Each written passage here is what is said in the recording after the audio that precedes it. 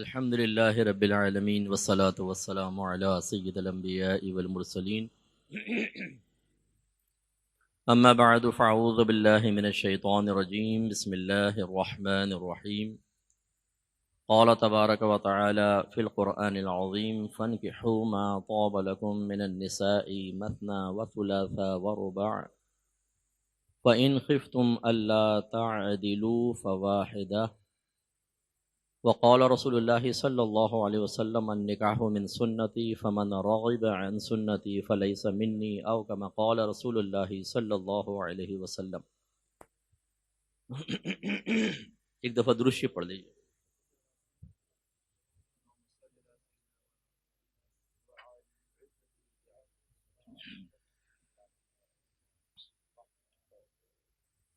علماء کرام ارشاد فرماتے ہیں کہ جب کسی عالم دین کا بیان ہو تو تمام تر غیر ضروری ایکٹیویٹیز ترک کر کے بیان کی طرف کامل طور پہ متوجہ ہوں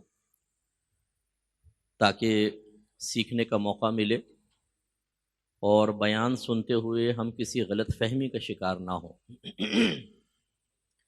کیونکہ عدم توجہی کی بنا پر بعض اوقات جائز ناجائز اور ناجائز جائز سنتا ہے۔ اس لیے تھوڑی سی توجہ چاہوں گا۔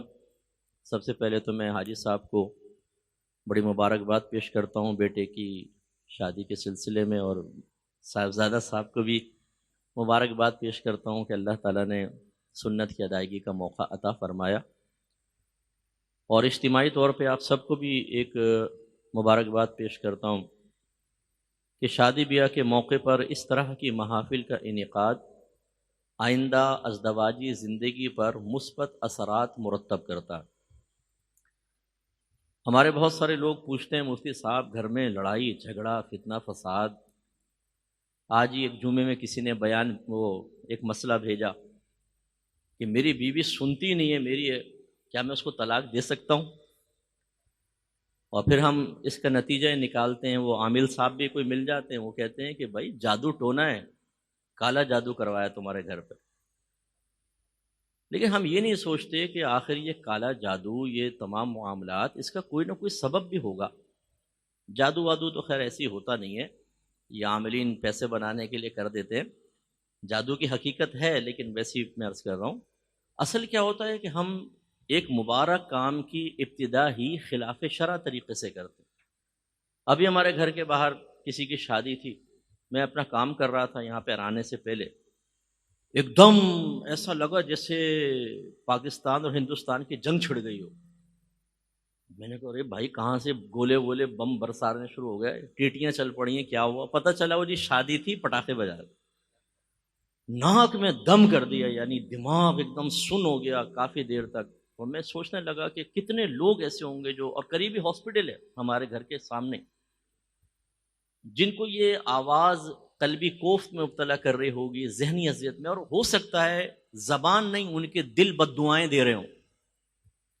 تو جب اتنے لوگوں کی دل آزاریاں کر کے، بد دعائیں لے کر، لوگوں کو ہرٹ کر کے، تکلیف پیدا کر کے پھر ہم اپنی خوشیوں کا سامان کرنے کی کوشش کرتے ہیں، اس میں برکت ہوتی نہیں ہے۔ تو یہ ایک اچھا یہ موقع ایک رول ماڈل کی حیثیت رکھتا ہے کہ آپ بھی جب بھی اپنی شادی وغیرہ کا کوئی اہتمام کریں، اپنے بچوں کی شادی وغیرہ کریں، تو یہ اس طرح کی محافل رکھیں۔ ہمارا مذہب خوشیاں اختیار کرنے، ان کا اظہار کرنے اور رسومات سے منع نہیں فرماتا۔ ہمارا مذہب ایک سلیقہ اور ادب اور قرینہ سکھاتا ہے کہ انہیں دائرہ شریعت میں لے کر آؤ۔ شادی بیاہ کی رسومات ہر رسم منع نہیں ہے۔ ہمارے نبی کریم صلی اللہ علیہ وسلم نے جب اعلان نبوت فرمایا تو جو رسومات ایسی تھیں جو قابل اصلاح تھی ہی نہیں اور اسلامی تعلیمات سے متصادم تھی، انہیں مٹا دیا، ختم کر دیا۔ لیکن جن میں اصلاح ممکن تھی ان میں اصلاح کر کے ان کو قائم رکھا، اور جو پہلے ہی اصلاح شدہ تھیں، کوئی تکرار ہی نہیں تھی، سرکار نے ان کو منع نہیں فرمایا۔ بخاری کی روایت ہے، انصار کے ہاں شادی ہو رہی تھی تو نبی کریم صلی اللہ علیہ وسلم نے ارشاد فرمایا بھائی ان کی شادی میں دف ساتھ کر دو، کیونکہ انصار خوشی کا اظہار دف بجا کر کرتے ہیں۔ یہ اللہ کے نبی نے ارشاد فرمایا ہے، کیونکہ ہمارا مذہب عین فطرت کے مطابق، فطرت انسانی کا تقاضا ہے جب اس کو کوئی خوشی ملتی ہے تو وہ اظہار خوشی کرنا چاہتا ہے. اس کے لیے ہمارے نبی کریم نے طریقہ یہ بتایا کہ دائرہ شریعت میں رہ کر اسلامی تعلیمات کے مطابق اظہار خوشی میں کوئی مسئلہ نہیں.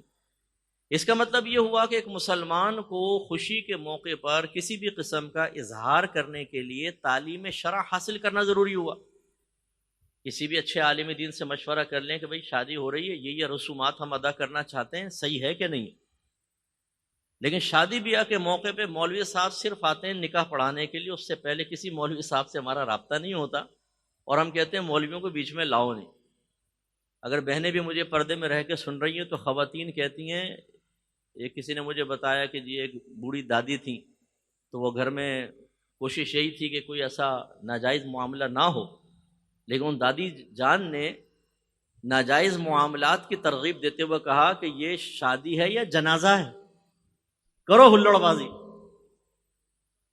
تو پھر وہ لوگ یہ چاہتے ہیں کہ جب ہم اظہار خوشی کر رہے ہوں تو مادر پدر آزاد ہو جائیں، اور پھر ہمیں نہ دین سکھاؤ اور نہ کسی مولوی صاحب کی بات بتاؤ.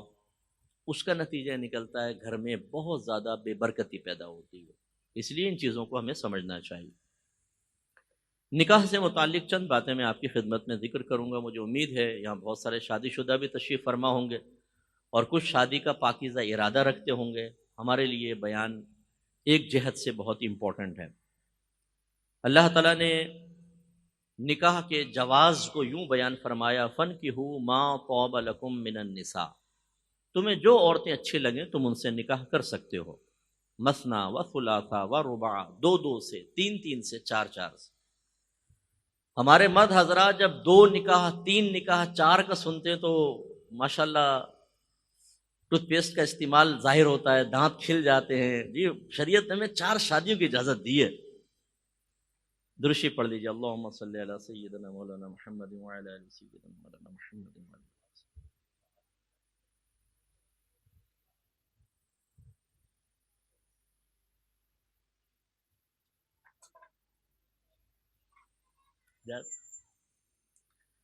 خوش ہوتے ہیں جی، شریعت نے ہمیں 4 شادیوں کی اجازت دی ہے.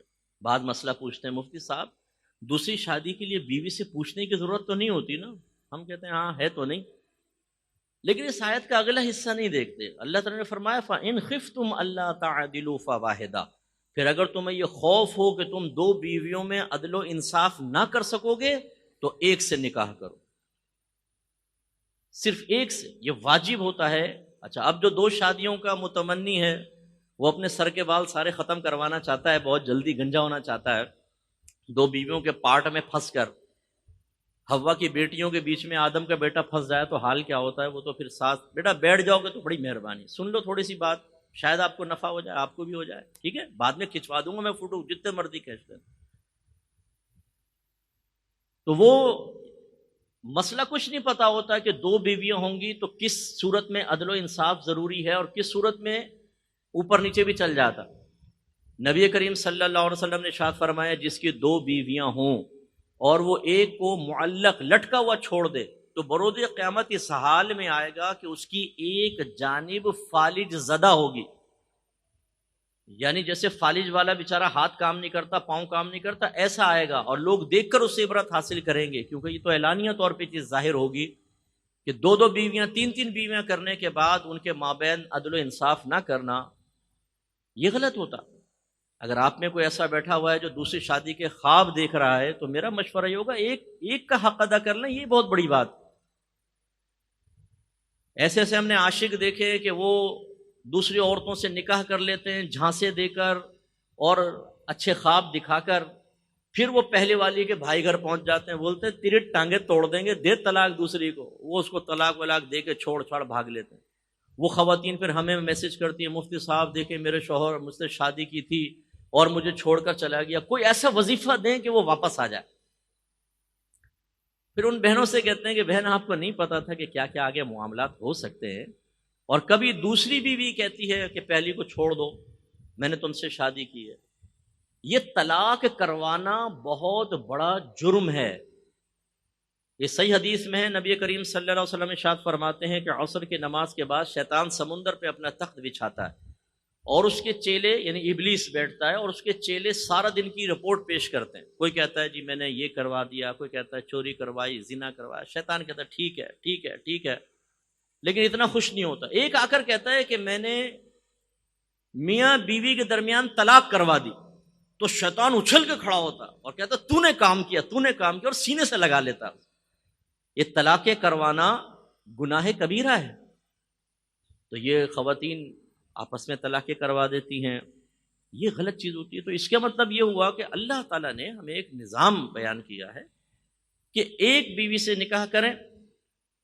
اگر آپ 2 کر سکتے ہیں تو پھر عدل و انصاف کو ذہن میں رکھیں, اور جس دن آپ عدل و انصاف کا معاملہ دیکھیں گے, اس کے مسائل سنیں گے, تو پھر ہم یہی کہیں گے کہ نہیں, ایک ہی پر اکتفا کرنا چاہیے. اچھا, اب المیہ یہ ہے کہ 2 میں ناانصافی کریں تو قابل گریفت. میرا 32 سالہ تجربہ ہے ماشاءاللہ, میں تبلیغ دین اللہ تعالیٰ کے فضل و کرم سے کر رہا ہوں. 32 ایئرس تقریباً ہو گئے. ہمارے شوہر حضرات کا عالم یہ ہے کہ 2 بیویوں میں تو کا انصاف کریں گے, اگر ایک بیوی ہے ان کو یہ بھی نہیں پتا ہوتا اس بیوی کا حق کیسے ادا کرنا ہے, مجھ پہ کیا چیزیں فرض ہیں, کچھ پتہ نہیں.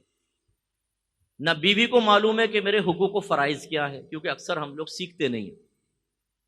تو یہاں صورتحال تو یہ ہوتی ہے جو میں ابھی انشاءاللہ آپ کو عرض کروں گا کہ بعض اوقات شادی ہو جاتی ہے اور انسان کو یہ نہیں پتا ہوتا کہ شریعت نے اس بیوی اور پھر بچوں کے سلسلے میں مجھ پہ کیا چیز واجب قرار دی ہے.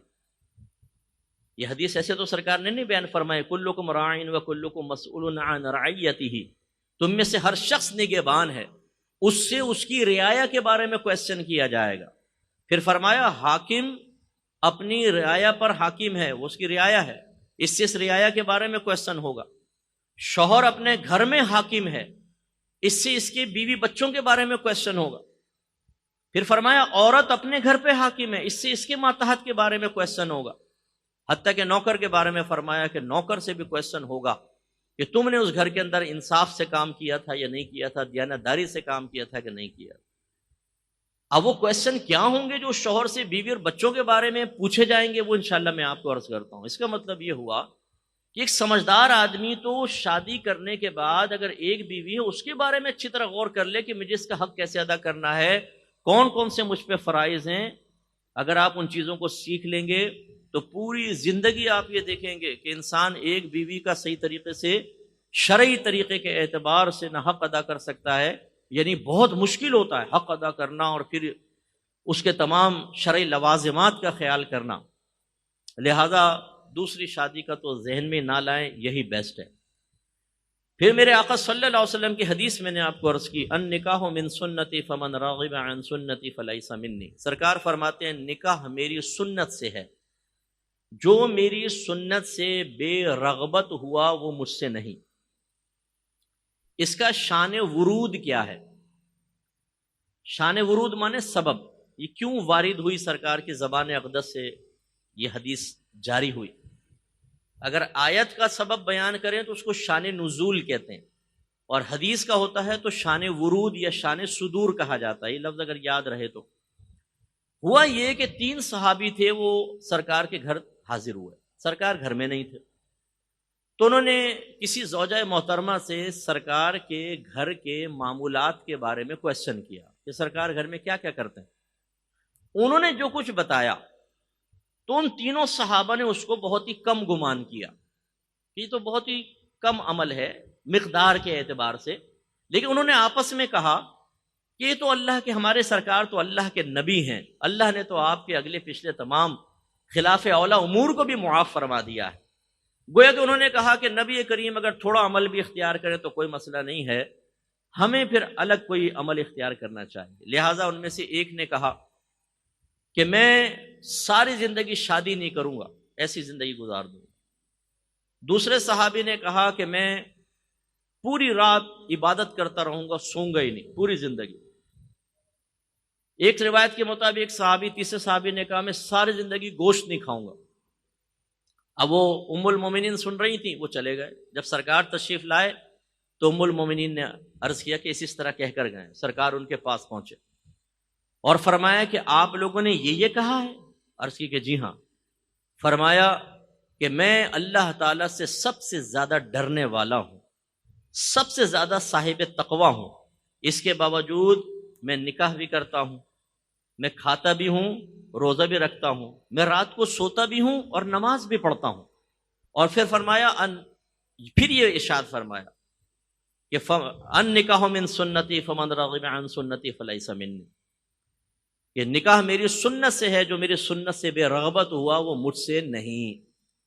جس کی تفصیل علماء نے یہ بیان فرمائی کہ اگر کوئی شخص ایسا ہے جو بیوی کا حق ادا کرنے یعنی جسمانی تعلق قائم کرنے پر قدرت رکھتا ہے، بیوی کو رہائش، کھانا پینا اور لباس دینے پر قدرت رکھتا ہے، جس کو نان نفقہ کہا جاتا ہے، اور اگر وہ نکاح نہ کرے تو ایسا نہیں کہ کسی گناہ میں پڑے گا، نارمل حالت میں ہے، اس شخص کے لیے سرکار کا یہ فرمان ہے کہ اگر وہ نکاح نہ کرے تو مجھ سے نہیں، یعنی نارمل حالت میں کوئی تقاضائے نفسانی کا غلبہ نہ ہو، نارمل حالت میں ہے اور حقوق زوجہ ادا کر سکتا ہے، نان نفقہ دے سکتا ہے، تو پھر شادی کرنا اس کے لیے سنت موقدہ ہے۔ اب اگر دیر کرے گا تو سرکار نے اظہار ناراضگی فرمایا۔ اس سے ہمارے یہاں بیٹھے ہوئے کچھ وہ نوجوان بھی درس حاصل کریں جو ماشاءاللہ جوان ہو چکے ہیں، شادی کے قابل بھی ہیں، پیسہ بھی اللہ نے سب دیا، لیکن کہتے ہیں بھائی ابھی میں اس جھنجٹ میں نہیں پڑنا چاہتا، بیوی کو سنبھالو، بچے پیدا ہو گئے، بچے سنبھالو، ابھی میں چاہتا ہوں تھوڑا لائف سے انجوائے کروں، پھر دیکھ لیں گے۔ وہ ذرا اس حدیث کو دیکھیں، نبی کریم نے منع فرمایا، غیر ضروری تاخیر منع ہے۔ بلکہ فقہا کہتے ہیں کہ اگر کوئی شخص ایسا ہے کہ اس کو گمان ہے کہ اگر میں نکاح نہیں کروں گا، گمان، یقین نہیں، گمان ہے کہ نکاح نہیں کروں گا تو حرام کاموں میں جا پڑوں گا، زنا میں مبتلا ہو جاؤں گا، تو اس کے لیے نکاح کرنا واجب ہو جاتا ہے، یعنی اب نہیں کرے گا تو گناہگار۔ اور اگر اس کو یقین ہے کہ نکاح نہیں کروں گا تو ضرور زنا کے اندر مبتلا ہوں گا یا دیگر گناہوں کے اندر، تو نکاح کرنا فرض ہو جاتا ہے۔ جیسے ہمارے بہت سارے نوجوان روزانہ رات کو 2:30 بجے فیس بک پر بیٹھ کر کانٹے ڈال کے بیٹھے ہوئے، کوئی تو مچھلی شکار پھنسے گی، دوستیاں کی ہوئے لڑکیوں کے ساتھ، خراب قسم کے چیٹ چل رہے ہیں، نکاح کی طرف نہیں آتے، انجوائمنٹ چل رہی ہے جی رات کو، اچھا فیک آئیڈیز بنائی ہوئی ہیں، ہے محمد اکرم مجھ اتنی بڑی، لکھا ہوا زلیخا، اب وہ زلیخا لڑکیوں سے دوستی کر کے زلیخا مزے لے رہی ہے صاحب، دھوکہ، فراڈ، جھوٹ اور یہ نفسانی خواہشات کی تکمیل، اللہ کے خوف کو ایک طرف رکھ کر، اور پھر گھر والے کہیں کہ بیٹا نکاح کر لو تو جی کر لیں گے، ابھی نہ مجھے ڈسٹرب کرو، ابھی میں لائف سے انجوائے کر رہا ہوں۔ شریعت اس انجوائمنٹ کو حرام قرار دیتی ہے اور وہ کہتی ہے کہ آپ نکاح کی طرف آئیں۔ تو اس لیے وہ ماں باپ بھی اگر یہاں تشریف فرما ہے کہ بیٹا جوان ہو چکا ہے، اچھا جوان کب ہوتا ہے یہ بھی آپ کو بتا دوں، ہمارے مذہب اسلام کی روشنی میں ایڈلٹ 15 ایئرز اولڈ کو کہتے ہیں، 15 سال کے بعد آدمی بالغ ہو جائے گا، جبکہ انٹرنیشنل لا کے مطابق 18 ایئرز اولڈ جو ہوتا ہے وہ بالغ ہوتا ہے، ایڈلٹ ہوتا ہے۔ چلے انٹرنیشنل لا لے لیں، پاکستان کا لا لے لیں، 18 سال کا لڑکا بالغ ہو چکا ہے، اور بالغ ہونے کے بعد اگر اس کو اللہ نے پیسہ دیا ہے، وہ جسم اس کا صحیح ہے، وہ جسم حق کے زوجہ ادا کر سکتا ہے، تو پھر اس کو فوراً اس کا نکاح کرنا چاہیے۔ جیسے میمن کمیونٹی میں آپ نے دیکھا ہوگا وہ ینگسٹرز کا کر دیتے ہیں، چھوٹے چھوٹے بچوں کا، اور بعض اوقات ایسا ہوتا ہے کہ ابا جان اور بچہ ساتھ آتے ہیں، بچہ جوان ہو جاتا ہے تو لوگ کہتے ہیں یہ آپ کا چھوٹا بھائی ہے، وہ اتنے ینگ ہوتا ہے، اور یہ بڑی آئیڈیل سچویشن ہوتی ہے۔ چلیں اس سے تھوڑا 1-2 سال اور آگے لے لیں، 20 سال 22 سال، غیر ضروری تاخیر نہیں۔ یہ توریت شریف کے اندر مسئلہ لکھا تھا اور ہماری شریعت نے اس کو قائم رکھا ہے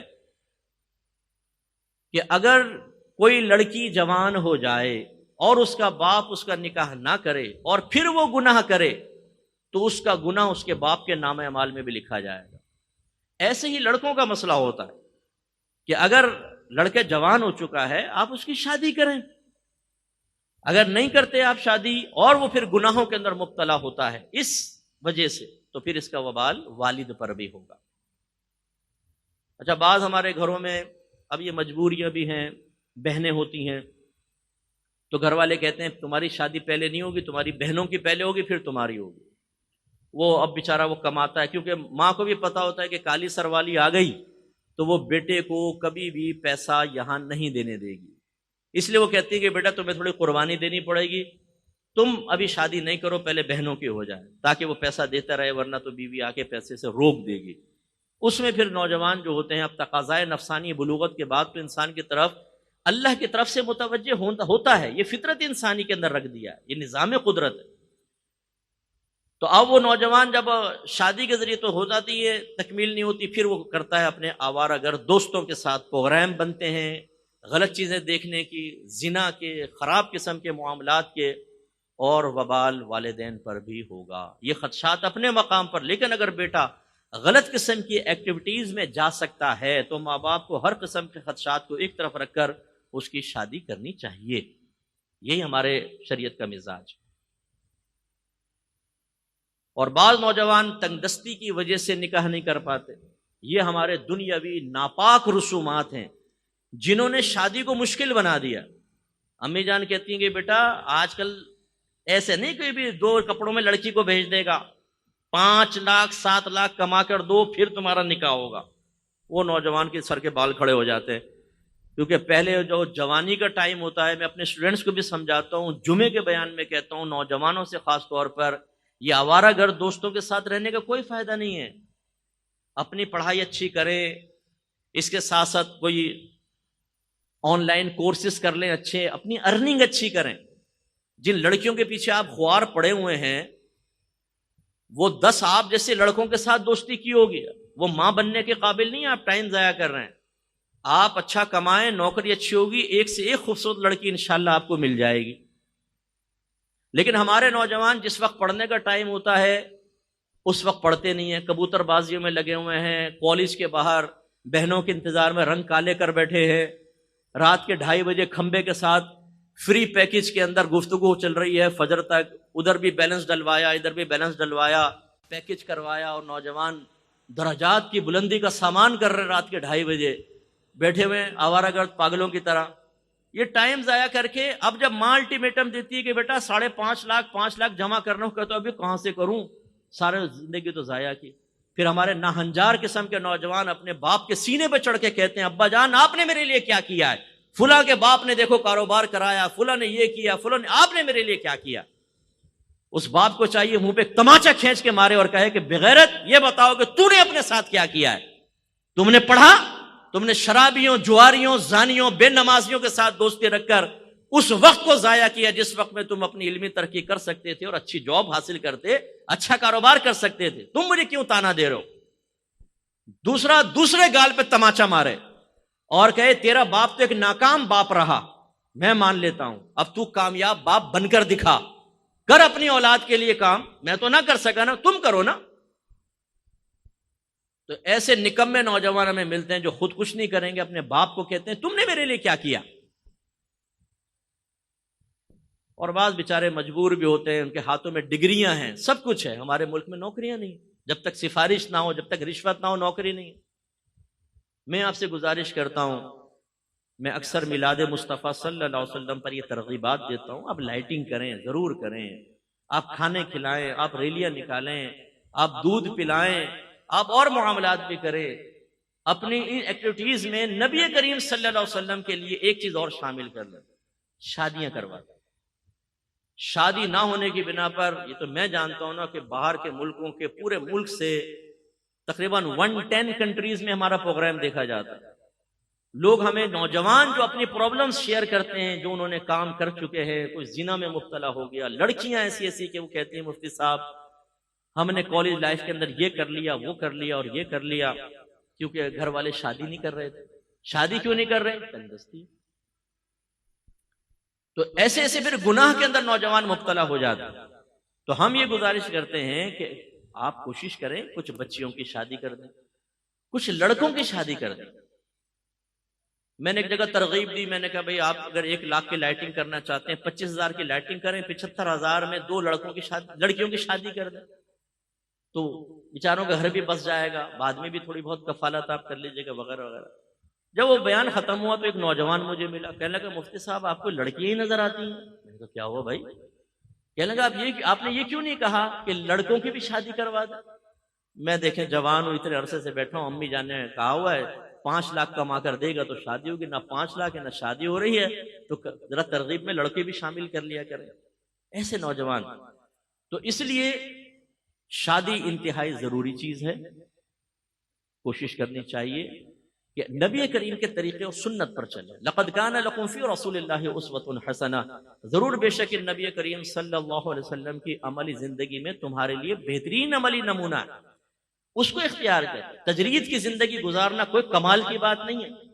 شادی کر کے بیوی بچوں کی طرف سے پہنچنے والی اذیتوں پر صبر کرتے ہوئے پھر اس گھر کو شرعی طریقے سے لے کر چلنا، یہ ہے کمال. حضرت ابو الحسن خرقانی صاحب رحمۃ اللہ علیہ کے نام سے آپ سب واقف ہوں گے، سلسلہ علیہ نقشبندیہ کے بہت بڑے اللہ کے ولی. ایک شخص ان سے ملنے کے لیے آیا گھر پہ. اب یہ واقعہ لکھا ہے، جھوٹ ہے سچ ہے واللہ عالم، میں نے کتاب میں پڑھا تو میں آپ کو بیان کروں. دروازہ بجایا تو ان کی زوجہ نے اندر سے پوچھا کون ہے؟ کہا کہ جی وہ حضرت سے مل رہے. کہا باہر ہوگا کہیں. بڑے تلخ لہجے میں بولا. وہ گھبرایا کہ بھئی بڑی تلخ لہجے میں بات کر رہی ہیں. خیر نکلا وہ جنگل کے لوگوں سے پوچھتا بتایا جی جنگل کی طرف گئے تھے. حضرت جنگل کی طرف چلا تو دیکھا دور سے حضرت ایک شیر پر بیٹھے ہوئے تشریف لا رہے ہیں. کرامت. اس نے دیکھا قریب گیا، دست بوسی کی، حضور آپ شیر پر اور گھر میں زوجہ کا یہ معاملہ. تو حضرت نے ارشاد فرمایا اگر اس کی تلخیوں پہ صبر نہ کروں تو اللہ تعالیٰ ایسی کرامات کیسے عطا کرے گا. یعنی یہ معاملات اس طرح کے ہوتے ہیں، یہ صبر کر کے. نبی کریم نے ارشاد فرمایا کہ بعض اوقات انسان کوئی گناہ کرتا ہے اور اس کا کفارہ صرف یہ ہوتا ہے کہ وہ اپنے بیوی بچوں کی طرف سے ملنے والی تکلیف پر صبر کرے تو اللہ تعالیٰ اس گناہ کو مٹاتا ہے، ورنہ وہ گناہ نہیں مٹتا.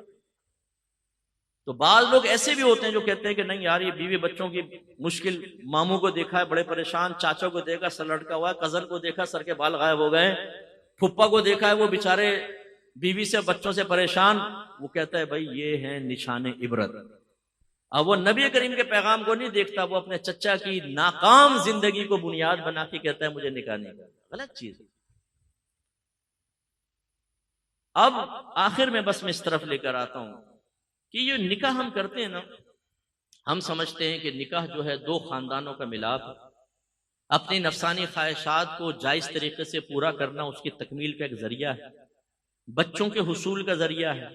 ایک عورت گھر میں آتی ہے، وہ گھر کا سب کام فری میں کرتی ہے، کپڑے دھونا، شوہر کی خدمت، ساس سسر کی خدمت، بچوں کو سنبھالنا، ڈسٹنگ کرنا. بس یہ ہے مطلب نکاح کا مقصد کہ شادی، نفسانی خواہش کی جائز طریقے سے تکمیل، بچوں کا حصول، اور پھر ختم. پھر ان کے بچوں کو پالو، انہیں پڑھاؤ وغیرہ، ختم ہو جائے. اگر سرسری نگاہ سے دیکھا جائے تو یہ بھی مقاصد ہیں، اس کا انکار نہیں. لیکن ایک اس سے بڑا مقصد جو شریعت ہمیں بتاتی ہے وہ اللہ نے قرآن میں بیان فرمایا، جس کو اکثر لوگ بھولے ہوئے ہیں. یا ایھا الذین آمنوا قوا انفسکم واہلیکم نارا وقودھا الناس والحجارہ. اے ایمان والو اپنے آپ کو اور اپنے گھر والوں کو جہنم کی اس آگ سے بچاؤ جس کا ایندھن آدمی اور پتھر ہیں. اپنے آپ کو جہنم کی آگ سے بچانے کا مطلب کیا ہے؟ علماء فرماتے ہیں کہ انسان فرض علوم سیکھے، جو سیکھنا فرض ہے وہ سیکھے، اس کے تقاضے کے مطابق عمل کرے، گناہوں سے بچے، نیک اعمال کا ارتکاب کرے تو گویا کہ جہنم سے آزاد. اس کا مطلب ہے علم دین سیکھنا، اس کے تقاضے کے مطابق عمل کرنا، اپنے آپ کو گناہ سے بچانا، اللہ تعالیٰ کے فرض واجب وغیرہ انہیں پورا کرنا، یہ جہنم سے آزادی کا حکم دیا. اپنے گھر والوں کو جہنم کی آگ سے بچانے کا مطلب کیا ہے؟ علماء فرماتے ہیں اس کا طریقہ اور اس کا مطلب یہ ہے کہ اپنے گھر والوں کو علم دین سکھائیں، انہیں نیکی کا حکم کریں، انہیں برائی سے روکیں. یہ شوہر پر واجب ہوتا ہے اور اس کے لیے لازم سی بات ہے اپنے گھر والوں کو علم دین سکھانا ہوگا. علم دین فرض علوم تین چیزوں پر مشتمل ہے. نمبر ایک عقائد اسلام، اللہ تعالیٰ کی ذات، صفات، نبوت، رسالت، نبی، رسول، جن، فرشتے، تقدیر، آخرت. یہ ٹاپکس، اس کے بارے میں معرفت حاصل کرنا، اس طرح شرک اور کفر اور بدعت کا علم بھی اس میں شامل ہو جاتا ہے. اور پھر اپنے بیوی بچوں کو سکھانا، یہ شوہر کی ذمہ داری. اور خود سکھانے پہ قدرت نہیں رکھتا تو ایسا انتظام کرنا کہ بیوی بچوں تک یہ علم پہنچے، جیسے ٹیوٹر رکھ لینا، آن لائن کورسز کروانا، کسی اکیڈمی میں یا ادارے میں اگر کورسز ہوتے ہیں اس میں داخلہ دلوانا، یہ شوہر پر فرض ہے، فرض. یہ پہلا ہوا عقائد. نمبر دو، احکام شرعیہ عملیہ سکھانا، یعنی ایسے احکام جن کا تعلق عمل سے ہے. اس میں عبادات، نماز، روزہ، حج، زکوٰۃ، قربانی، صدقہ فطر، پھر نماز میں جب آپ لیتے ہیں تو طہارت اس میں لازم ہے، شرط ہے، اور طہارت میں حیض، نفاس، غسل، وضو، تیمم، نجاستوں کی پہچان، کیا غلیظہ ہے کیا خفیفہ، کتنی مقدار میں لگے تو نماز ہوگی نہیں، کتنی لگے تو ہو جائے گی لیکن لوٹانا واجب، کتنی لگے تو نماز ہو جائے گی لوٹانا صرف سنت رہے گا، کس پانی سے وضو اور غسل ہو سکتا ہے کس سے نہیں ہو سکتا، مختلف چیزیں پاک کرنے کا طریقہ، یہ شوہر کو سکھانا لازم۔ اسی طریقے سے اگر عورت کسی کاروبار میں انویسٹ کرتی ہے، اپنے بھائی کو پیسے انویسٹ کر دیا یا خریداری کرتی ہے جا کر، اسی طرح کرائے کے اوپر چیزیں لینے دینے کے معاملات، تو یہ تمام اس کے معاملات اور مسائل سکھانا کہ تجارت کے بنیادی اصول یہ ہیں، اگر وہ قرضہ لیتی ہے تو قرض کے بنیادی اصول یہ ہیں تاکہ زوجہ سود میں مبتلا نہ ہو جائے، یہ سب۔ اسی طرح عورت کو یہ سکھانا کہ تمہارا حق یہ ہے اور تم پر فرض یہ ہے، اور میرا حق یہ ہے اور مجھ پہ فرض یہ ہے، یہ میاں بیوی کو معلوم ہونا چاہیے تاکہ بیجا حقوق کا مطالبہ نہ ہو۔ اب بعض حضرات کہتے ہیں مفتی صاحب میری بیوی میرا حق ہی ادا نہیں کرتی ہے، ہم دائرہ دم میں رہ کے کویسچن کرتے ہیں کہ بھائی جان ذرا حق کی شرعی تعریف تو کر دیجئے، آپ بتائیں۔ بولتے حق آپ کا پورا نہیں کر رہے، بتاؤں میں؟ یعنی آپ کو حق کا پتہ ہی نہیں کہ حق کہتے کس کو ہے، بیوی کے حقوق کیا ہیں، شوہر کے حقوق، کس منہ سے آپ مطالبہ کر رہے ہیں کہ میرا حق پورا کرو؟ ہم نے ناحق کو حق بنا کر بیویوں پہ مسلط کیا ہوا ہے، اسی طرح خواتین نے ناحق کو حق بنا کر شوہر کا ناک میں دم کیا ہوا ہے، میرا حق دو حق دو حق دو۔ ارے بھائی آپ کو پتا ہے کہ حق کیا ہوتا ہے؟ یہ بیوی کو سمجھانا ضروری ہے۔ ایسے طلاق کے مسائل سکھانا لازم ہے۔ ویسے تو نکاح کی محفل ہے، یہ لفظ عجیب ہی ہے، میں تو اپنے شاگردوں کو کہتا ہوں کہ بیٹا اپنی ڈکشنری سے لفظ طلاق کو کھرچ کے پھینک دو، لیکن بہرحال اس کے احکام سکھانا ضروری ہے، اگر نہیں سکھائیں تو بعض اوقات نادانستہ طور پہ کلمات نکل جاتے ہیں۔ اس کی میں مثال آپ کو دیتا ہوں، بس اختتام کر رہا ہوں۔ یہ احکام شرعیہ عملیہ سکھانا۔ تیسرا چیز ہوتی ہے جو علم فرض ہے، وہ ہے گناہوں کی معرفت۔ آنکھ سے دماغ سے کون کون سے گناہ ہو سکتے ہیں؟ آنکھ سے، زبان سے، کانوں سے، ہاتھ سے، ستر سے جس کو شرمگاہ کہتے ہیں، قدموں سے، پیسہ کمانے پیسہ خرچ کرنے کے اندر کون کون سے گناہ ہیں، اسی طریقے سے اور بے شمار۔ پھر ظاہری گناہ، باطنی گناہ، دل کے گناہ کون کون سے ہیں جس میں بخل ہے، بدگمانی ہے، بیجا غصہ ہے، ریاکاری ہے، یہ بیوی کو سکھانا لازم۔ اب اس کا مطلب یہ ہوا کہ اگر بیوی بچوں کو جہنم کی آگ سے بچانا ہے تو سب سے پہلی چیز تو علم دین سکھانا ہوگا۔ اور آپ میں سے بہت سارے ایسے بیٹھے ہوں گے بھائی جان کہ جو غور کریں گے تو انہوں نے تو پہلی مرتبہ سنا ہے کہ فرض 3 طرح کے ہوتے ہیں اور یہ ہوتے ہیں، تو سکھایا کیا ہوگا؟ دوسری چیز جو ہوتی ہے وہ جہنم کی آگ سے بچانے کے لیے اپنے آپ کو رول ماڈل بنا کر پیش کرنا۔ نبی کریم صلی اللہ علیہ وسلم سے ایک صحابی نے عرض کیا رسول اللہ مجھے کوئی نصیحت کرے، فرمایا تم نیک ہو جاؤ، کن محسنن، تم نیک ہو جاؤ۔ عرض کیا رسول اللہ مجھے کب پتا چلے گا میں نیک ہوں؟ آپ نے ارشاد فرمایا جب تیرا پڑوسی تیرے نیک ہونے کی گواہی دے دے تو تو نیک ہے۔ اچھا پڑوسی سے مراد پڑوس میں رہنے والے نہیں، علماء نے فرمایا کہ اس کا مطلب ہے جو آپ کے قریبی لوگ ہیں، بیوی، بچے، بھائی بہن، ماں باپ، دوست احباب، وہ اگر کہتے ہیں یہ نیک ہے تب تم نیک ہو۔ اس میں حکمت رسول دیکھیں، ہم لوگوں کے سامنے بعض اوقات بزرگی کا برقع اوڑھ کر آتے ہیں نا، گفتگو کم کریں گے، باتیں زیادہ نہیں کریں گے، نگاہ کو جھکا کے رکھیں گے، اپنے آپ کو کتا کمینہ کہنے میں بھی کوئی میں تو کتا کمینہ ہوں، عاجزی کا اظہار کرنا۔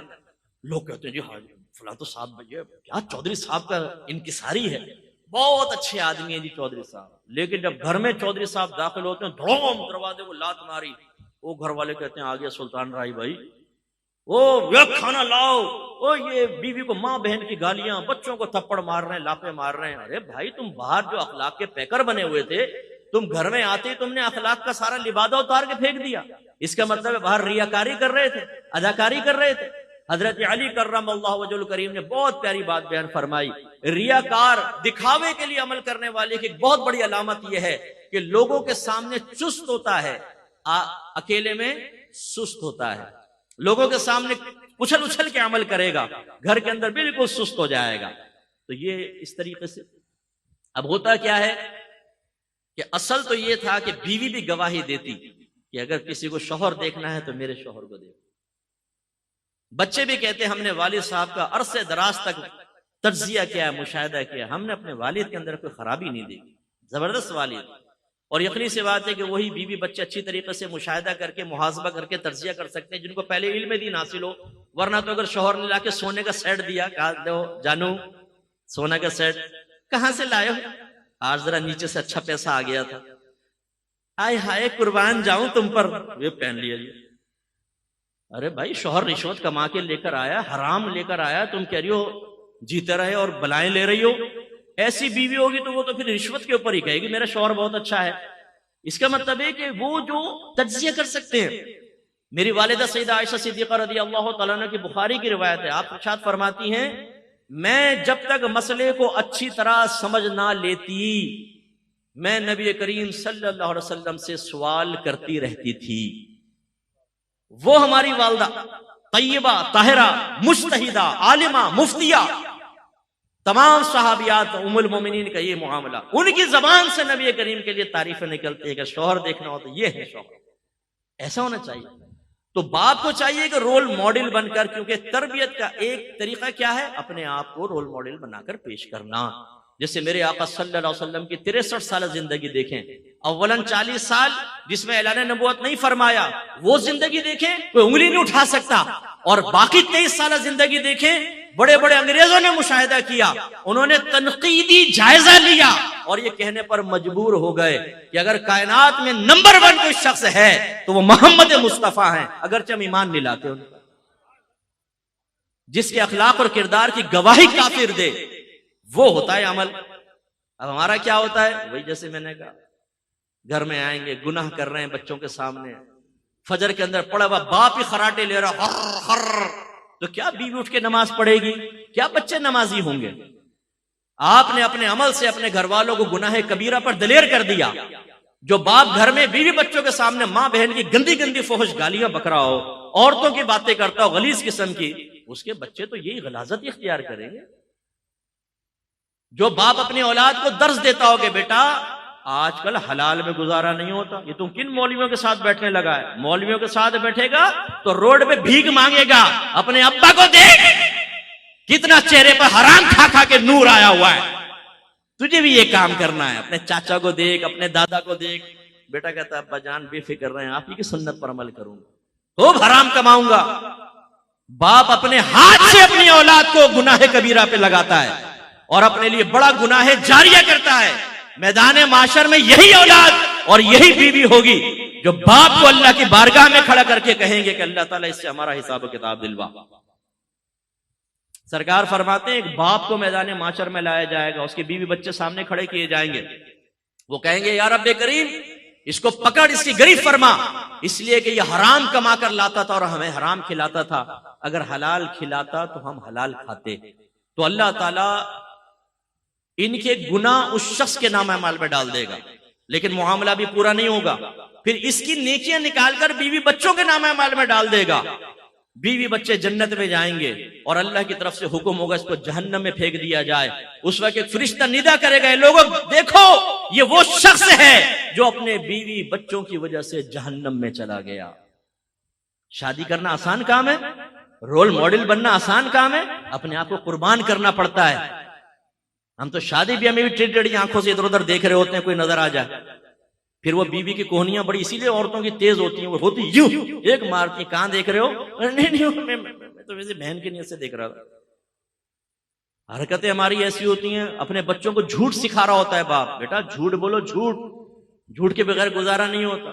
پڑے میں میچ دیکھ رہے ہیں، فون آ گیا، بول دے ابا باہر ہے. وہ بیٹا کہتا ہے جی ابا تو باہر گئے ہیں صبح سے، آؤٹ آف سٹی ہیں. وہ بیڈ کا نام رکھ دیا آؤٹ آف سٹی، اب آؤٹ آف سٹی بیٹھا ہوا ہے. کمرے کے باہر لکھ دیتے ہیں حیدرآباد. کراچی میں فون آیا کہتے ہیں حیدرآباد گیا ہوں، حیدرآباد میں تو بیٹھے ہی ہے. یہ جھوٹ اور دھوکہ اپنی اولاد کو سکھا رہے ہیں آپ. پھر یہی اولاد کہتی ہے ابا جان آپ نے ہی تربیت کی ہے، بے فکر رہے. اب یہ ہتھیار ان قریب آپ کے خلاف بھی استعمال ہوں گے. جو ماں اپنی بیٹی کو بدتمیزیاں سکھا رہی ہوتی ہے، ساس سے بدتمیزی کرو، یہ تمہاری دادی جو ہے نا اللہ اس کو اٹھا لے، اور اس کو نہیں اسی کو اٹھا لے. چڑیل ہے چڑیل، یہ تمہاری پھپھیاں چڑیل ہیں، بچوں کے دلوں میں زہر بھر رہی ہوتی ہیں بڑوں کے. ایک وقت آتا ہے کہ بچوں کی نگاہوں سے اس ماں کی عظمت بھی ختم ہو جاتی ہے. ماں جھوٹ سکھاتی ہے بیٹی کو، دیکھو تمہارا بھائی آئے نا، جو میں کہہ رہی ہوں میری ہاں میں ہاں ملانا. ٹھیک ہے امی جان. اب بیچاری بہو نے سارا دن کام کیا ہوتا ہے، وہ بیٹا آیا ادھر آؤ، وہ بیچارہ کمرے جانے سے پہلے ہی ادھر مڑ جاتا. جی امی یہ تمہیں کوئی فیصلہ کرنا پڑے گا، تمہاری بیوی سارا دن بیڈ پہ لیٹی رہتی ہے، کام نہیں کرتی ہے. پھر بچیوں کو کہتی ہے بولو بتاؤ بھائی کو. ہاں ہاں ہاں ہاں. جھوٹ، ماں جھوٹ بلوا رہی. پھر ایسی مائیں بھی ہم نے دیکھی جو شوہر کے سینے میں چڑھ کے گفتگو کرتی ہیں، بدتمیزی حرام ہے، گناہ کبیرہ ہے. وہ اپنی بچیوں کو بھی کہتی ہیں کہ بیٹا اسی طرح شوہر کے اوپر غلبہ پایا جاتا ہے، حالانکہ یہ حرام اور گناہ کبیرہ ہے. شوہر کا ادب اور احترام کرنا چاہیے، شوہر کا بہت بڑا حق ہے. ایک بچی تھی وہ شادی نہیں کرتی تھی، اس کے والدین لے کر آئے نبی کریم کے پاس کچھ سمجھائیں. سرکار نے اس بچی سے پوچھا تم شادی کیوں نہیں کرتی؟ اس نے کہا پہلے یہ بتائیے کہ شوہر کا مجھ پر کیا حق ہے. رحمت کونین صلی اللہ علیہ وسلم نے ارشاد فرمایا کہ شوہر کا بیوی پر حق یہ ہے کہ فرض کر لو اگر اس کا پورا بدن خون اور پیپ سے بھرا ہو اور عورت زبان سے چاٹ کر اس کے بدن کو صاف کر دے تب بھی اس کا حق ادا نہیں کر سکتی. یعنی قابل کراہت چیز ہے. سمجھایا یہ کہ شوہر کی طرف سے کتنی بھی ناگواریاں ہوں برداشت کر لو، یہ ہے شوہر کا حق. پھر یہ نہیں کہ شوہروں کو شترے بے مہار چھوڑ دیا، وہ آخرت میں اللہ کی بارگاہ میں جواب دیں گے. آخری خطبے میں سرکار نے فرمایا اللہ نے کمزور مخلوق کو تمہارے تابع کیا ہے، ان کے معاملے میں ہمیشہ اپنے اللہ سے ڈرتے رہنا. تو جب سرکار نے بات بیان کی تو اس بچی نے کہا بس یا رسول اللہ یہی معاملہ ہے کہ میں سمجھتی ہوں میں اپنے شوہر کا حق ادا نہیں کر سکوں گی. تو سرکار نے ان کے ماں باپ سے فرمایا اس کو ایسے رہنے. ایک روایت میں ہے حضرت معاذ بن جبل رضی اللہ تعالیٰ عنہ یمن سے آئے تو وہاں پر اجمی لوگ اپنے بڑوں کو سجدہ کرتے تھے. آپ آتے ہی سرکار کی بارگاہ میں سجدہ ریز ہو گئے. سرکار نے فرمایا معاذ یہ کیا ہے؟ یا رسول اللہ میں نے اجمیوں کو دیکھا وہ اپنے بڑوں کی تعظیم میں ایسا کرتے تھے. سرکار نے فرمایا اندر ایسا نہ کرنا، سجدہ صرف اللہ کو روا ہے، کسی مخلوق کو نہیں. اور پھر فرمایا کہ اگر میں کسی مخلوق کو سجدہ کرنے کا حکم دیتا تو بیویوں کو حکم دیتا کہ اپنے شوہروں کو سجدہ کریں. اتنا حق ہے شوہر کا. لیکن ایک ماں بعض اوقات شوہر سے بدتمیزیاں کر کے زبان چلا کر دو بدو جواب دے کر اپنی بچیوں کو دلیر کر کے اور پھر ان کو گناہ جاریہ بنا رہی ہے. رول ماڈل بننا پڑتا ہے. ایک بہن نے مجھے فون کیا، رونے لگی فون کرتے. یہ خواتین کا بڑا معاملہ ہوتا ہے، کوئی بہن سن رہی تو ناراض نہ ہو. مفتی صاحب میرے شوہر نے گالیاں بکی، مجھے مارا. میں نے کہا ایک منٹ بہن پہلے رونا بند کرو، دیانتداری سے بتاؤ آپ نے کیا کیا تھا. میں نے بھی گریبان پکڑا تھا، گالیاں گٹی تھی. ارے اپنا نہیں بتایا، گریبان پکڑ کے شوہر پہ حملہ. ایک پٹھان فیملی سے ایک بچی نے مجھے میسج کیا، کال کی، مفتی صاحب لیٹر آیا تھا مفتی صاحب میرا شوہر سے جھگڑا ہوا، میں نے اس کو نیچے لٹایا اور چھری اس کی گردن پر رکھی اور کہا کہ دے 3 طلاقیں ورنہ گردن کاٹ دوں گی. اس نے 3 طلاقیں دے دی. کیا تینوں ہو گئی؟ کتنا معصوم کوسچن ہے، آپ دیکھیے نا. تینوں ہو گئی. اور کیا شیرنی تھی، اٹھا کے شوہر کے پٹک دیا زمین کے اوپر. پھر اس کو سمجھایا کہ آپ نے بہت بڑا گناہ کبیرہ کیا ہے. شوہر اللہ نے اس کا حق رکھا ہے، اس کو آپ پر حاکم بنایا ہے، یہ آپ نے کیا کیا؟ تو یہ اکثر ہمارے ماں باپ سکھا رہے ہو. تو اس لیے رول ماڈل بننا. تیسری چیز پھر گناہ سے روکنا. اپنے بچوں کو گناہ کرتے ہوئے دیکھیں، روکیں انہیں. بچہ حرام کام نگاہوں کے سامنے کر رہا ہے، وہ لڑکیوں سے دوستی کرتا ہے، وہ آوارہ گرد دوستوں کے درمیان رہتا ہے، وہ نمازیں نہیں پڑھتا، اس کو عادی بنانا یہ باپ کی ذمہ داری ہے. شروع سے انگلی پکڑ کے مسجد میں لے کر جائے، فجر کے اندر اٹھائے. اللہ کا بڑا کرم ہے، اب تو میرے بچے ماشاءاللہ بالغ ہو گئے، سب بھی بالغ ہو گئے. جب وہ چھوٹے چھوٹے تھے اس وقت سے میری ڈیوٹی تھی، میں نے ڈیوٹی رکھی تھی زوجہ کو بھی اٹھانا، تمام بچوں کو. اور آپ کے بچوں کا پتہ ہے بعض اوقات رات کو دیر سے سوتے اٹھتے نہیں ہیں، یہاں سے اٹھایا وہاں پلٹ گئے، اٹھا کے باتھ روم میں داخل کر کے منہ پہ پانی مار کر پھر، کیونکہ باپ کی محبت یہ ہے کہ اپنی اولاد کو میدان معاشر کی ذلت سے بچائے. یہ محبت نہیں ہے کہ حرام کھلا کر، ناجائز کام کروا کر، گناہوں پہ دلیر کر کے میدان معاشر میں اپنی اولاد کو اپنے سامنے کھڑا کر دیں اور وہ اولاد سوالیہ نگاہوں سے باپ کو دیکھے کہ ابا جان یہ کون سی آپ نے محبت کا ثبوت دیا تھا کہ ہمیں جہنم کا راستہ دکھا دیا. وہاں پہ پھر آر پار کا معاملہ ہوگا، پھر واپس آنا نصیب نہیں ہوگا. اب آپ نے دیکھا کہ شادی کرنا بڑا آسان ہے، اس کے تقاضے نبھانا بڑا مشکل ہے۔ گویا کہ شادی کرنے کے بعد ایک تربیت گاہ قائم کرنی ہوتی ہے جس میں آپ بھی صاحب علم ہوں، آپ کے گھر والے بھی صاحب علم ہوں، آپ بھی رول ماڈل بنیں، اپنے گھر والوں کو رول ماڈل بنائیں، آپ بھی احکام شریعہ پہ عمل کریں، گھر والوں کو بھی عمل کروائیں، آپ بھی گناہ سے بچیں اور گھر والوں کو بھی گناہ سے بچائیں۔ اور یہ بہت مشکل کام ہے۔ جب تک ماں باپ اپنی نفسانی خواہشات کی قربانی نہ دیں تب تک کچھ نہیں ہو سکتا، کرنا پڑتا۔ آخری دو باتیں، ہم کہتے ہیں ہم اپنے بچوں کا فیوچر بنا رہے ہیں، ہر باپ اپنے بچوں کے فیوچر کی فکر کرتا ہے، میں بھی کرتا ہوں، آپ بھی کرتے ہوں گے، لیکن میں آپ سے کویسچن کرتا ہوں کہ فیوچر کہتے کس کو، ذرا یہ بتائیے۔ آپ کہیں گے آئندہ آنے والے زمانے کو کہتے ہیں، مستقبل کو کہتے ہیں مفتی صاحب۔ پھر میں آپ سے پوچھتا ہوں کہ یہ مستقبل کہاں تک ہے، ذرا مجھے بتائیے، جس کے بعد پھر مستقبل ختم ہو جائے گا وہاں تک بتائیے۔ 40 سالہ، 50 سالہ زندگی، 60 سالہ؟ نہیں، آپ کہیں گے نہیں مفتی صاحب یہ بھی، پھر قبر کی زندگی، پھر میدان محشر، پھر پرصراط سے گزرنا، اس کے بعد جنت یا دوزخ میں جب پہنچ جائیں گے تو ٹائم لیمیٹیشنز ختم، بالکل ٹائم ہی ختم ہو جائے گا۔ پھر ہمیشہ جو جہنم میں رہا جہنم میں، جو جنت میں چلے گئے تو ہمیشہ جنت میں رہیں گے۔ اس کا مطلب ہے فیوچر یہ دنیاوی زندگی ہی کا نام نہیں ہے، فیوچر میں قبر کی زندگی بھی آتی ہے جس میں آپ کا بچہ اکیلا پہنچے گا، آپ کی اولاد اکیلی پہنچے گی، آپ کی زوجہ اکیلی پہنچے گی، آپ اکیلے پہنچیں گے۔ میدان محشر بھی فیوچر میں داخل ہے۔ مجھے ان ماں باپ پر حیرت ہوتی ہے جو زندگی کے 40-50 سالہ فیوچر کے لیے اس اخروی فیوچر کو تباہ کرتے ہیں، 24 گھنٹے اس کے بارے میں سوچتے ہیں، اس فیوچر کی کوئی پرواہ نہیں ہے کہ مرنے کے بعد جب اولاد کو چھوڑ کر ہم واپس آئیں گے تو کیا ہوگا۔ دوسری بات، آخری بات، آپ کے نبی نے ارشاد فرمایا ہر شخص کے 3 دوست ہوتے ہیں، ایک کی دوستی اس کی زندگی تک قائم رہتی ہے، جیسے انسان مرتا ہے اس کی دوستی ختم، دوسرا دوست قبر تک ساتھ ہوتا ہے، لیکن جیسے انسان کو قبر میں رکھا جاتا ہے اس کی بھی دوستی ختم، اور تیسرا دوست ہمیشہ ہمیشہ اس کے ساتھ رہے گا۔ پھر وضاحت کرتے ہوئے ارشاد فرمایا پہلا دوست انسان کا مال ہے، جیسی موت آئی مال گیا، اور یہ یاد رکھیے گا جتنا مال چھوڑ کر مریں گے موت اتنی دردناک ہوگی۔ آپ کی لینڈ کروزر ادھر، جوتے، موزے، کپڑے، بڑا محل، جتنا آدمی مال چھوڑ کے مرتا ہے اتنی تکلیف زیادہ۔ آپ کے پاس 40,000 کا موبائل ہے، وہ سنیچ کر کے لے جائے تو دکھ ہوگا نا، لیکن 1 لاکھ کا ہو تو، اور اگر 5 لاکھ کا بریف کیس چھین کر بھاگ جائے تو، اور اگر آپ کی دکان میں 2 کروڑ کی ڈکیتی کر کے چلے جائیں تو، جتنا زیادہ مال چھنتا ہے اتنی اذیت اور تکلیف زیادہ ہوتی ہے، جو ابھی ہمیں نہیں پتہ چل رہی ہے، موت کے وقت ہوگی۔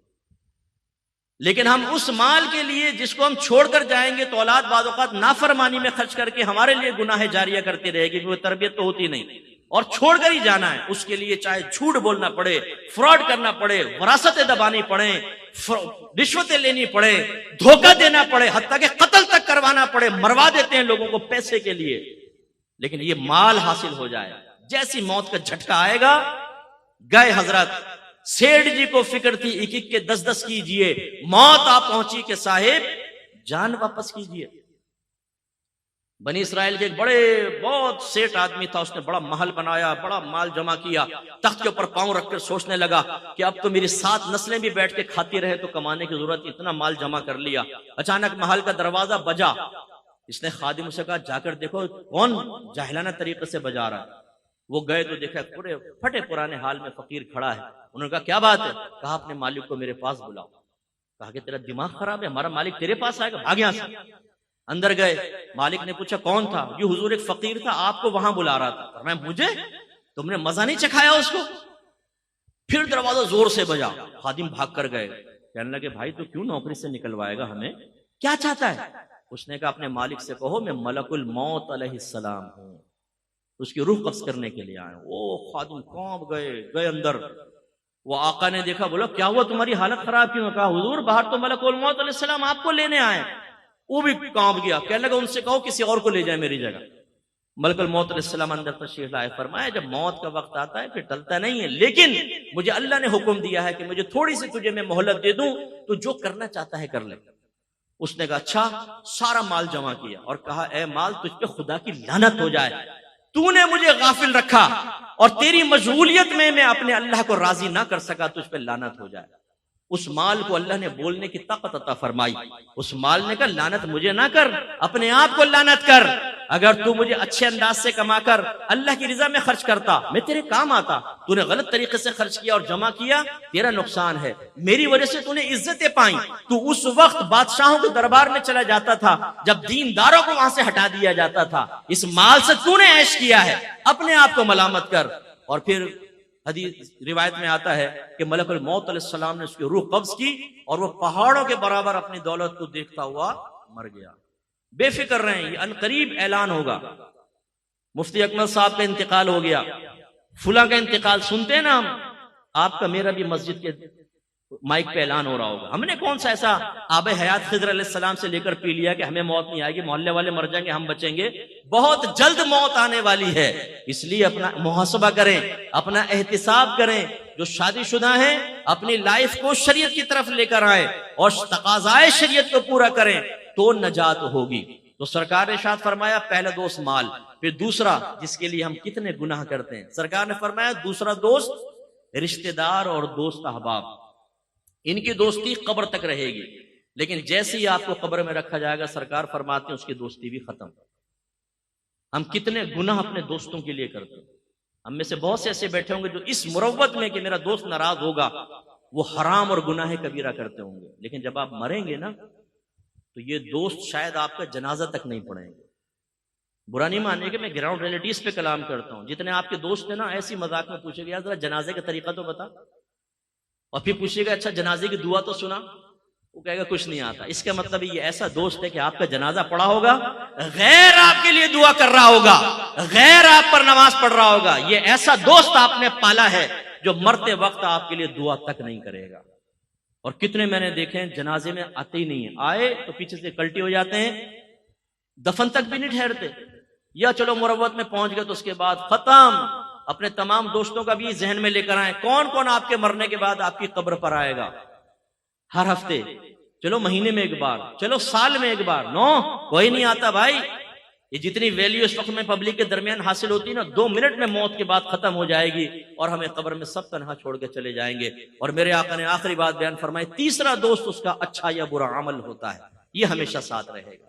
اب جو ہمیشہ ساتھ رہے گا اس کے لیے ہم جیسے کوئی آدمی کہے تو کہتے ہیں جی مت کر نصیحت ناصحہ، دل میرا گھبرائے ہے، اس کو دشمن جانو ہوں جو مجھ کو سمجھائے ہے۔ ہمارے ماشاءاللہ یہ کون بیٹھے ہیں جی، عاشقان رسول کو ہمارا سلام ہو، اور یہ عاشقان رسول ایسے ہیں کہ ان کو کھلائیں عشق اوپر جاتا ہے، ان کو کہیں جھومو عشق اوپر جاتا ہے، لائٹیں لگاؤ عشق اوپر جاتا ہے، کھانے کھلاؤ دودھ پلاؤ عشق وہ پہنچتا ہے 7ویں آسمان پر۔ اور اگر کہو کہ اللہ کے نبی کا حکم مانو تو 2 منٹ میں چہرے کے زاویے بگڑ جاتے ہیں۔ عاشق رسول، غلام رسول ایک دم ایسا لگتا ہے کہ نبی کریم کے حکم کا دشمن ہے، نبی کریم کی سنتوں کو بوجھ سمجھنے والا ہے۔ بھائی یہ کیسا عشق رسول ہے، غلامی رسول میں موت بھی قبول ہے۔ بھائی یہ نعرہ لگا، لیکن غلامی رسول میں داڑھی بھی قبول ہے، یہ نعرہ بھی لگا لو۔ غلامی رسول میں 5 وقت نماز باجماعت پڑھنا بھی قبول ہے، نعرہ لگاؤ۔ غلامی رسول میں تمام گناہ چھوڑ دینا بھی قبول ہے، نعرہ لگاؤ۔ غلامی رسول میں صرف رزق حلال کمانا یہ بھی قبول ہے، نعرہ لگاؤ۔ غلامی رسول میں اپنے بیوی بچوں کی اچھی تربیت کرنا یہ بھی قبول ہے۔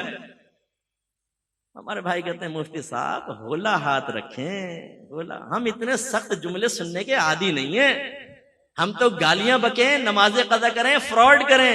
ہمارے نعت خانوں کو اللہ تعالیٰ بلندی درجات عطا فرمائے، جب تک یہ ماشاءاللہ زندہ ہیں کسی کو کوئی خوف نہیں ہو سکتا۔ ناراض مت ہوئیے گا، آپ سب عاشق رسول ہیں، میدان معاشر میں ہم جائیں گے، سرکار اپنے دامن میں چھپا کے جنت میں لے جائیں گے۔ اگرچہ نعت خانوں کا مقصد خدا نہ خواستہ یہ نہیں کہہ رہا ہوں کہ غفلت ہوتا ہے، یہ عشق رسول عام کرنے کے لیے آتے ہیں، لیکن ہم ان شعروں کو سننے کے بعد ایک غلط فہمی میں مبتلا ہو جاتے ہیں کہ محنت کرو نہ کرو، خالی نبی کریم کے نام کے نعرے لگاؤ، میدان معاشر میں پہنچیں گے تو فرشتے کہیں گے حضور آپ کہاں ہیں، جنت آپ کا انتظار کر رہی ہے۔ اور یہ لیفٹ رائٹ کرتا ہوا بے نمازی، لڑکیوں کے پیچھے بھاگنے والا، گالیاں بکنے والا، حرام کمانے والا، اپنے آپ کو عاشق رسول زبانی کہنے والا، نبی کریم کے حکم سن کر اپنے چہرے کے زاویے بگاڑنے والا، یہ سیدھے جنت میں چلے جائے گا۔